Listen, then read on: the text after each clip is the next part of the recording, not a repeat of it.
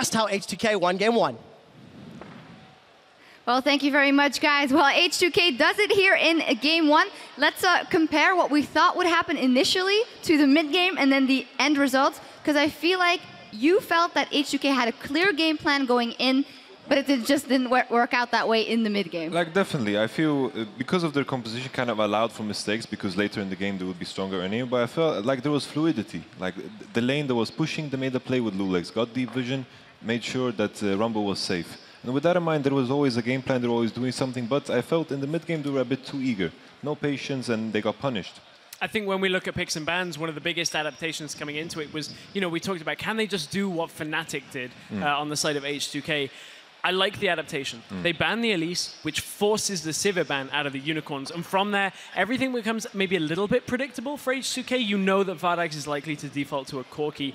They had Tristana in the bag to go a little bit later, but I just actually like the way that they go, okay, we know the Elise is a problem. We're not going to ban out 3 mid laners. We know Ryu can handle you.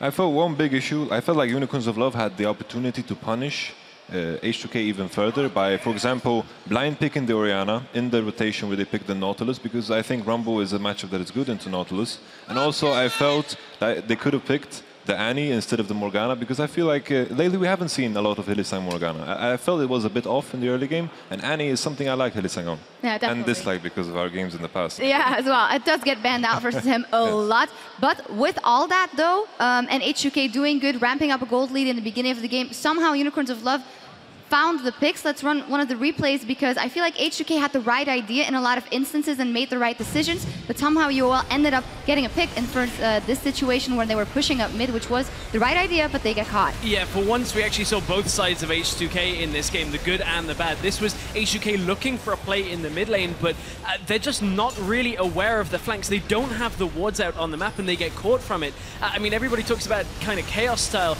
I actually just feel like Unicorns, when they're playing a style like this where it's pick, a lot of it's just on their enemies not warding properly. And that's what creates this chaos, is just enemies not respecting the ability to pick. This was the Baron seal where Unicorns... No, this is actually where Unicorns of Love actually also make, in my opinion, a right decision, but don't finish it off in the end, or don't make the pick they want. And I feel like that was also the story. Those Barons, and at one point not finishing a Baron, that would have been a done deal for Unicorns. I feel like that at that time they had 2 inhibitors down. There was the only opportunity before the waves hit into their base to do this Nasher. I think it was a good call. They should have committed completely into it, because they were in this very awkward position where the enemy team could, H2K could have done the Nasher, and they had super creeps in their base. And the only possible solution, like Unicorn magic, and they just stole the Baron. It was just...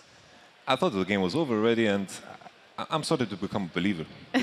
Wow. Well, Stress, what about you? Doesn't it exemplify, you were talking about the chaos style, and because of the warding, Power of Evil stealing it, and Power of Evil up to that point had been the person that has done the most damage on Unicorns. It's kind of same old, same old. It's kind of same old, but there's the same problem, is if Power of Evil dies, this time Vardax was picking up a lot of the slack. So we actually want to take a look at the damage done in this game between the predominant carries in the game. This time we're including top lane as well, because obviously we had 1 damage champion in Rumble going up against the Nautilus. So when we can take a look at the graphs that were done of the damage in game, we can actually highlight maybe the difference between the 2 team compositions. I don't think it's ready just yet, but I do know that Power of Evil for the longest time had the most damage done, but then it goes over to Vardax because he got those couple of kills, and in the end happened what we thought would happen. That Tristana gets ramped up. We saw one example where he just 2 shots Power of Evil basically, and that was the story of the game. I feel like with the composition Unicorns of Love were running, they had to win the early game harder. I feel like Corki Morgana, they are specifically picked for the Thresh Tristana lane. They should have punished that harder. And I felt the fact that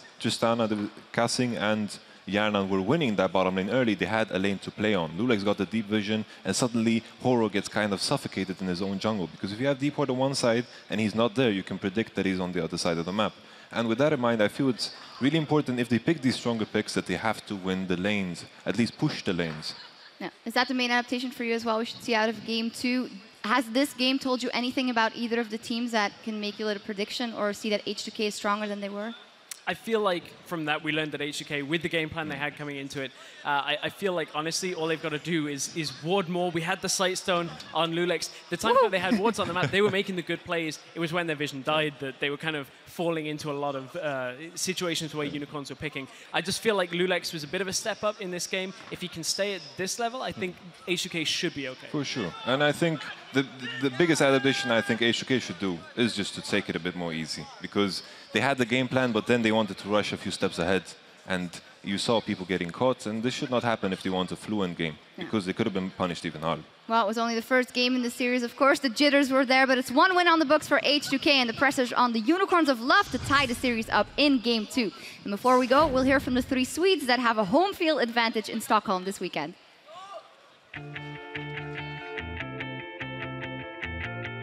I'm from Tyresö, Stockholm, and I'm really excited to going back home and playing in my home city.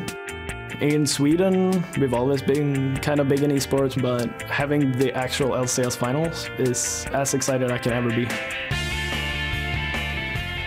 It would be like playing at home ground or whatever, so it would be really fun to play. It's a really nice city, like it's very pretty, there's a lot of things you can watch and go see. I don't have much memories from the city, so it's going to be a new experience for me as well. I think it's pretty cool that all 3 Swedish AD carries managed to get there. I think it's going to be an amazing experience that I can bring with me for a lifetime.